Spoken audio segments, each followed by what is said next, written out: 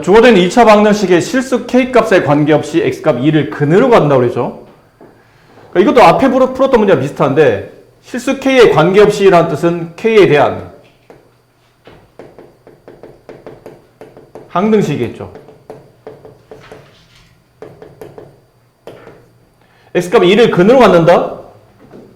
그럼 이걸 대입해야 되지 않을까요? 식에다가? 그럼 1번이 먼저입니까? 2번이 먼저입니까? 라고 물어보게 되면 이것도 역시나 2번이 먼저입니다. x에다 2를 대입한 다음에 이 식을 k에 대한 항등식으로 접근해 봅시다. 그럼 x에다 2를 근이니까요. 대입하시는 거예요. 뭐 별 큰 부담 없이 그냥 근이잖아. 근 나오면 대입하라고 배웠으니까. 대입하게 되면 4k. 그다음 x에다 2를 대입하게 되면 마이너스 2a 플러스 마이너스 2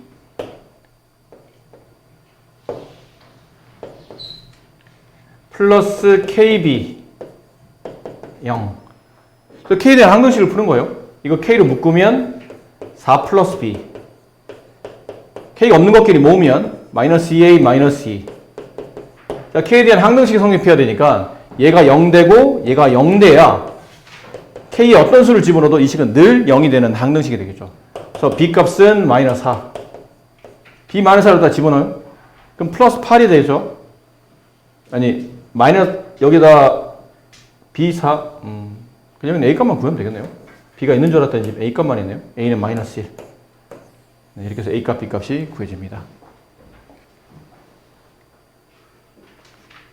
얼마 전에 우리가 연습 문제 할 때도 이 중학교 때도 많이 나오는 문제죠.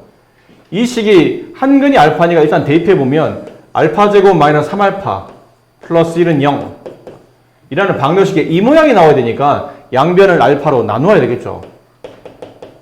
나누면 알파 마이너스 3 플러스 알파분의 1 0. 그래서 알파 플러스 알파분의 1의 값이 3. 자, 얘를 양변 제곱합니다. 그럼 좌변 제곱하게 되면 두 개 항을 더한 다음에 제곱한 식이니까 합의 제곱식이죠. 그럼 앞에 거 제곱 플러스 2배 한 다음에 앞에 있는 항과 뒤에 있는 항의 곱 플러스 뒤에 있는 항의 제곱 좌변 제곱하면 우변도 제곱 3의 제곱. 그럼 여기는 알파 제곱 플러스 알파 제곱분의 1이 남고 여기 약분되고 2가 남은 게 넘어가게 되면 9-2니까 7. 이 정답은 7이 된다. 문제가 바뀌어서 이게 이렇게 됐다면 알파 세제곱 플러스 알파 세제곱분의 1 얘를 구하라면 그때는 뭐 이거를 양변 세제곱해야 되는데 이건 곱셈공식 변형 쓰시면 돼요. 이 공식 있잖아. a 세제곱 플러스 b 세제곱은 a 플러스 b의 전체 세제곱 플러스 다음에 마이너스 3 내려오고 앞뒤양 곱해주고 이 공식 있잖아요. 그 공식에 대입하게 되면 알파 플러스 알파분의 1의 전체 세제곱 마이너스 3 이거 하나 더 써야 되죠 이렇게. 네. 3 두 개 곱 알파 알파분의 1을 곱하면 1이 돼서 생량 그 다음에 앞에 두 개 항의 합 이렇게 이걸 여기다 집어넣어서 3의 세제곱 27 마이너스 3, 3은 9 정답은 18. 3차로 풀면 좀 더 고등학교 문제스럽게 보이죠. 근데 2차는 좀 아쉽네요. 정삼각형 ABC에서 변 AB 여기였어요. 얘를 9만큼 늘려서 이렇게 만들었고 AC 여기죠. 얘를 7만큼 늘려서 이렇게 만들었더니 이렇게 만들어진 삼각형이 직각삼각형이 됐답니다. 여기 표시도 되어 있네요. 직각 표시. 이때 정삼각형 한 변의 길이가 얼마냐? 한 변의 길이를 구하는 거니까 이 변의 길이를 그냥 x라고 합시다. 그럼 이게 x면 얘도 x였을 텐데 그렇다면 이 변의 길이는 x에서 9만큼 늘린 거니까 x 플러스 9가 됐을 테고 여기는 x 플러스 7이 되겠죠. 그만큼 늘렸다고 돼 있으니까. 뭐 누가 봐도 이거는 피타고라스 않나요? 빗변인 x 플러스 9 얘 제곱은 나머지 두 변 내 제곱의 합과 같다. 그럼 x제곱 플러스 18 x 플러스 81은 x제곱 플러스 x제곱 플러스 14x 플러스 49 이거 넘어오면 얘랑 얘랑 하나 지워질 테고요.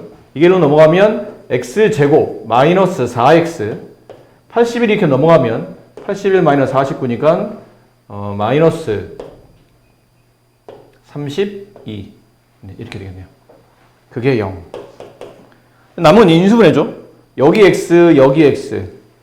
이쪽에 8, 4 마이너스 플러스 따라서 x값은 8 또는 마이너스 4. 근데 마이너스 할 리가 없잖아요. 변의 길이니까. 그래서 x는 8이 된다. 원래 있는 정삼각형 한 변 길이는 8이 정답이었다. 어떤 미술관에서 관람료를 작년보다 5% 올렸더니 관객수는 2% 감소했답니다. 하지만 연간 수입은 12.5% 증가했을 때 x값이 얼마냐? 저기는 저 올렸다 내렸다 하는 저 x값 있죠? 저 얼마냐는 물어봤는데 이거는 저번에 누가 이게 질문했었던 것 같은데 그 문제가 크게 연재인 것 같아요. 네, 크게 다르지 않은 것 같아요. 그 문제랑. 그러니까 여러분이 지금 풀고 있는 그 2차 방식 활용 문제도 이게 아마 그쪽에 뒤에 뭐 만점인가요? 도전하기 그쪽에 있었던 문제인 것 같아요. 그러니까 충분히 중학교에서도 이런 문제를 출제할 수 있다는 걸 알아두실 필요가 있어요. 이거는 어떻게 계산하는 거냐면 일단 그 연간 수입을 계산하려면 그게 필요하지 않을까요? 미술관이 있어. 관람료의 연간 수입을 계산해. 그러려면 1인당 얼마씩 받을 건지 1인당 가격이 필요할 것이고 동시에 몇 명이 들어왔는지 인원수가 필요하겠죠? 근데 지금 이게 안 나와 있어요, 문제가. 그래서 좀 어려운 문제인데 첫 번째 하셔야 될 게 이제 미지수를 잡아야 되는데 첫 번째는 1인당 관람료를 그냥 A라고 합시다. 지금 안 나와 있으니까. 두 번째, 그 연간 이용자 수.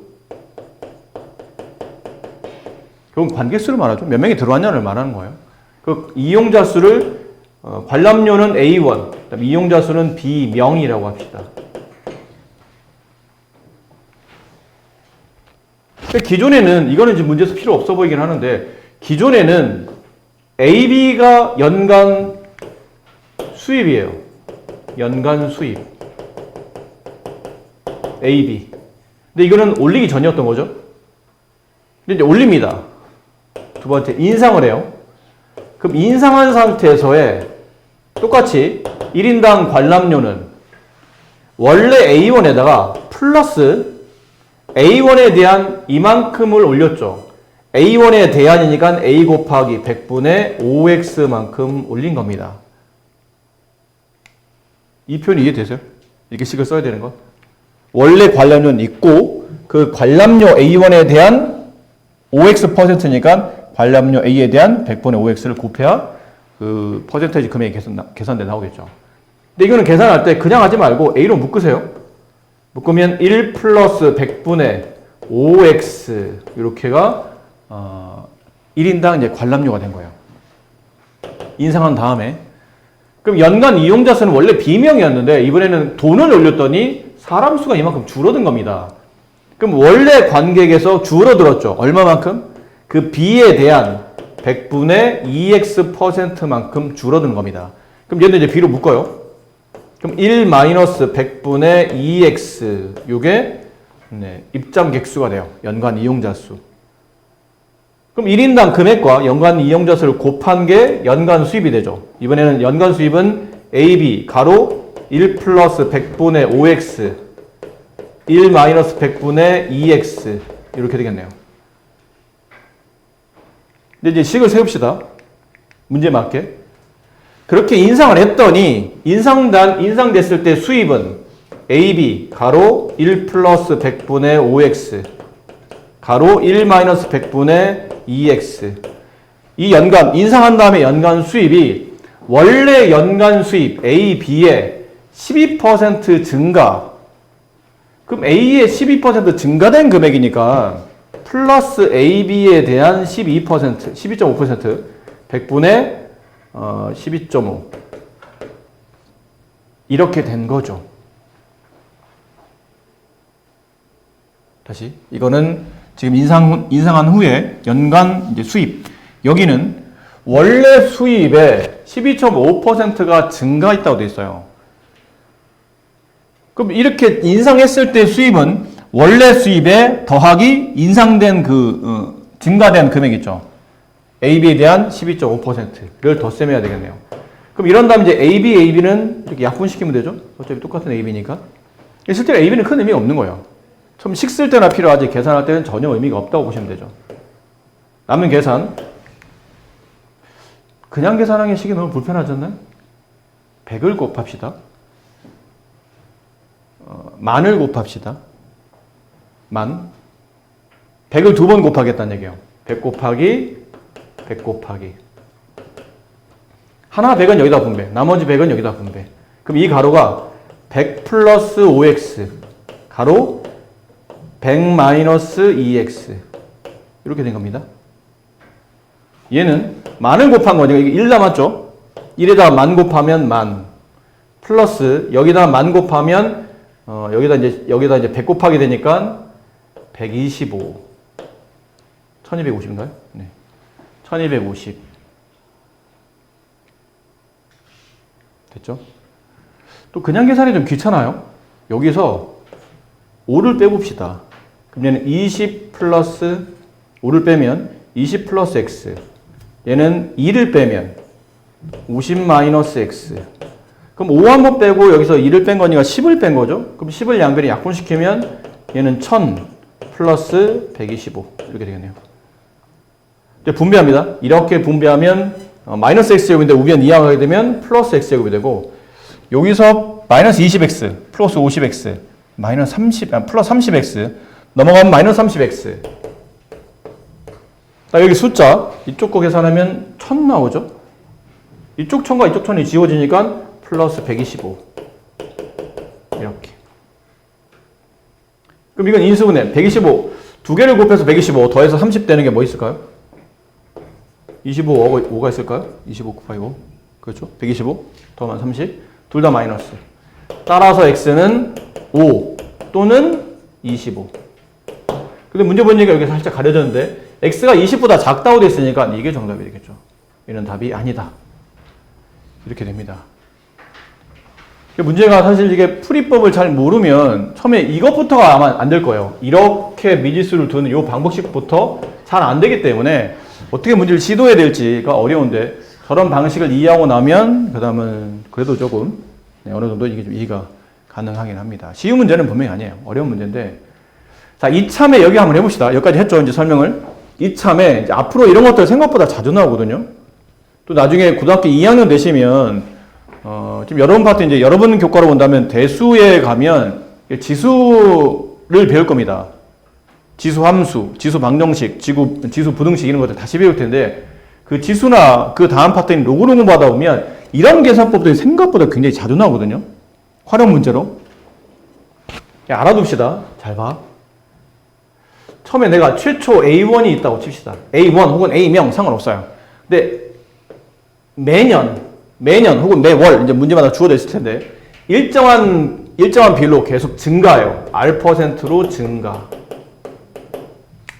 그럼 몇 년 할 거냐면 N년. 그럼 N년 후에 이 금액이 얼마가 돼 있는지를 계산하시오라고 할 때 이제 쓰임이 이래요. A 원금 A 가로 1 플러스 R%에 대한 백분율 비율 100분의 R 곱하기 이 N이 지수로 올라갑니다. 이렇게. 이 파트를 좀 이런 것들을 좀 미리 알아두시면 좋아요. 반대로 증가하는 게 아니고 그렇다면 감소한다면 R% 감소한다면 그때는 더하지 말고 이걸 빼시면 됩니다. 이렇게. 좀 알아둡시다, 이거는. 예를 한번 들어볼까요? 내가 최초에 10,000원이 있었어요.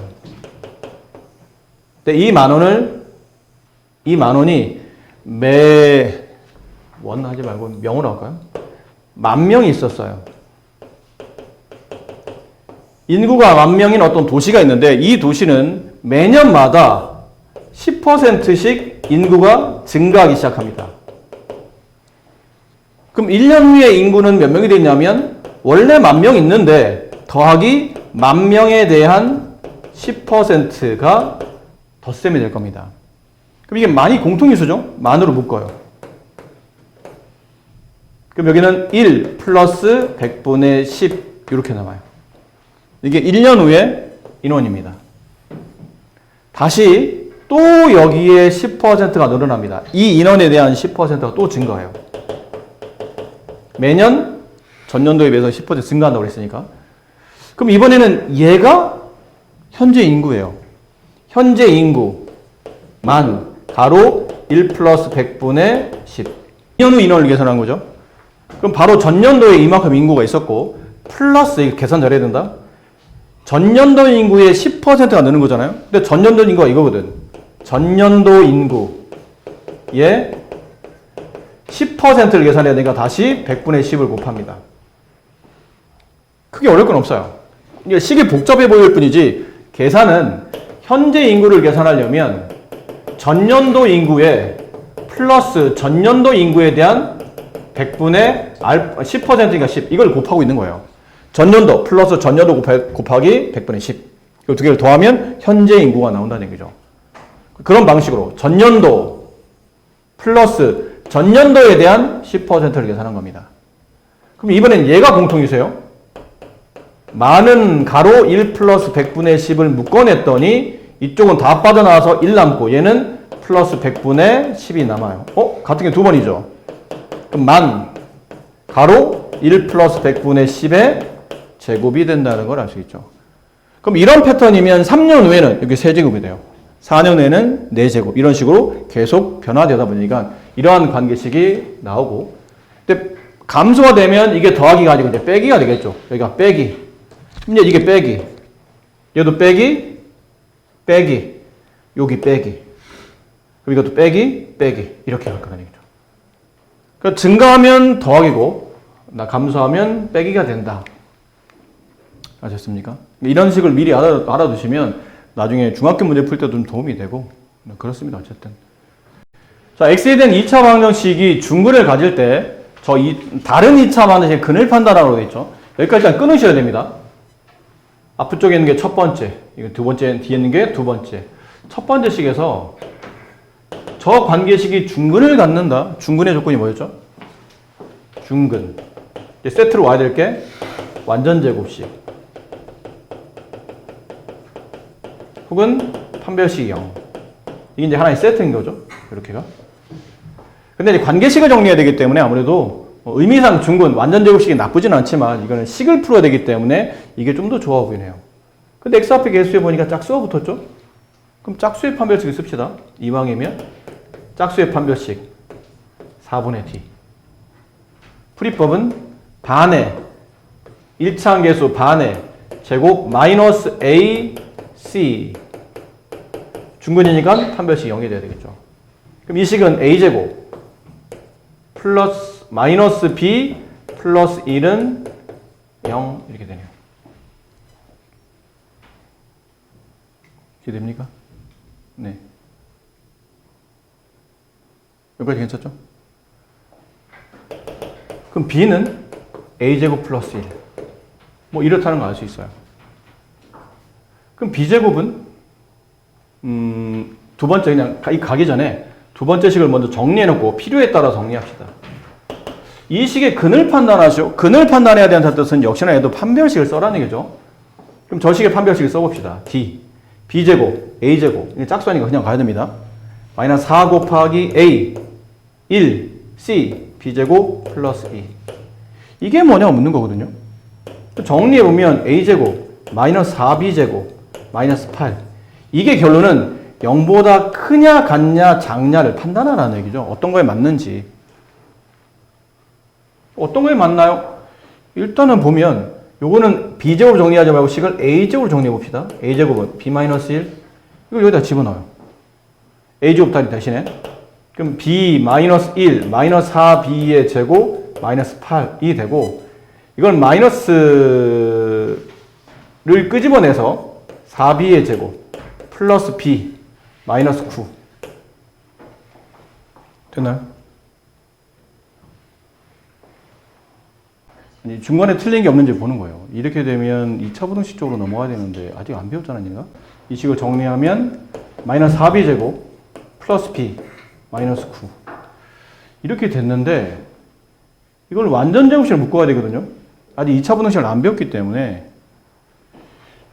이렇게까지 설마 일단 마이너스 4로 묶습니다. 그럼 b제곱 마이너스 4를 빼게 되면 마이너스 4분의 1b 그다음 뒤에 마이너스 9를 빼내고 상수항. 여기 상수항 만들어야죠. 반의 제곱이 상수니까 플러스 16분의 1 마이너스 16 반의 제곱 플러스 반 나누면 8분의 1 제곱하면 64분의 1 마이너스 64분의 1 이렇게 되고 마이너스 4를 끄집어낸 상태에서 여기까지 완전 제곱식 b 마이너스 8분의 1의 제곱 또 이거 빠져나갈 때 곱해 빠져나가면 플러스 마이너스 미리 여기다 계산할게요. 마이너스 9가 원래 있었고 이건 넘어가면서 플러스 16분의 1 이렇게 되죠. 계산해 보면 마이너스 16분의 144 플러스 16분의 1 마이너스 16분의 143이 돼요. 그리고 계산해 보시면 여기까지 계산이 된 거고 정리해 보면 이렇습니다. 여기 b에다가 어떤 수를 집어넣어도 실수잖아요. b에다 어떤 수를 집어넣어도 이 식은 늘 0보다 크거나 같죠. 근데 0보다 크거나 같은 식에 마이너스 4를 곱했기 때문에 이 전체 앞쪽에 있는 전체 관계식은 0보다 작거나 같습니다. 괜찮나요? 근데 0보다 작거나 같은 식에 얘를 빼게 되면 이 전체식은 항상 마이너스 16분의 143보다는 작거나 같으니까 결과적으로 이 식은 늘 음수라는 겁니다. 늘 0보다 작은 거는 확실하다는 뜻이에요. 그러니까 지금 우리가 쓴 식이 뭐였냐면 두 번째 식에 대한 판별식을 썼는데 두 번째 식에 대한 판별식이 늘 0보다 작은 음수라는 뜻은 이 식은 보나마나 근을 판단하시오. 서로 다른 두 허근이 존재한다가 되는 겁니다. 다시 한번 이게 지금 원래 약간 2차 분석치 쪽에서 나와야 좀 자연스러운데 여기 나오다 보니까 완전 제곱식을 좀 써야 돼서 다시 한번 간단히 정리해보면 자, 저 2차 방정식의 2차 방정식 중근 갖는 조건에 따라서 식을 풀어봤더니 저 식이 중근을 갖는 조건에 따라서 관계식은 뭐 두 개 중에 하나 이거 아니면 이거를 써야 되는데 밑에 있는 식을 써보니까 밑에 있는 식의 근을 판단하라고 했죠. 근을 구하는 게 아니고 근을 판단하는 거니까 판별식을 쓰는 겁니다. 판별 써봤더니 이런 식이 나왔어요. 또 b를 집어넣게 되면 저 식을 또 제곱해야 돼서 이게 4차식으로 벌어져서 좀 불편하고 a제곱 대신에 b-를 집어넣어서 이 관계식을 정리했더니 이렇게 나왔어요. 그럼 결국은 이 식이 아까 말한 0보다 크냐 같냐 작냐에 따라서 근의 개수나 형태가 판단이 될 텐데 이 상태는 해결이 안 돼서 이 식을 완전 제곱식 정리한 거죠. 이거를 이렇게 완전 제곱식 이걸 정리했더니 다시 약간의 계산을 통해서 이렇게 했는데 앞에 음수 붙어 있고 얘는 늘 0보다 크거나 같은 제곱식이니까요. 실수를 제곱하면 늘 0보다 크거나 같은데 앞에 음수가 붙었기 때문에 이 앞에 있는 식은 항상 0보다 작거나 같죠. 0보다 크거나 같은 거에 음수를 곱하면 0보다 작거나 같겠지. 근데 0보다 작거나 같은 수에 이만큼을 계산하게 되면 이 식 전체는 항상 이 값보다는 작거나 같을 겁니다. 근데 결국은 이 값보다 작은데 이게 음수잖아. 음수보다 작거나 같다는 뜻은 당연히 이 식 자체가 음수이라는 건 확실히 정해졌다는 뜻이죠. 요 개념이 성립했다는 뜻이에요. 그럼 주어져 있는 판별식이 0보다 작다는 뜻은 서로 다른 두 허근이 존재한다가 성립한다는 얘기죠.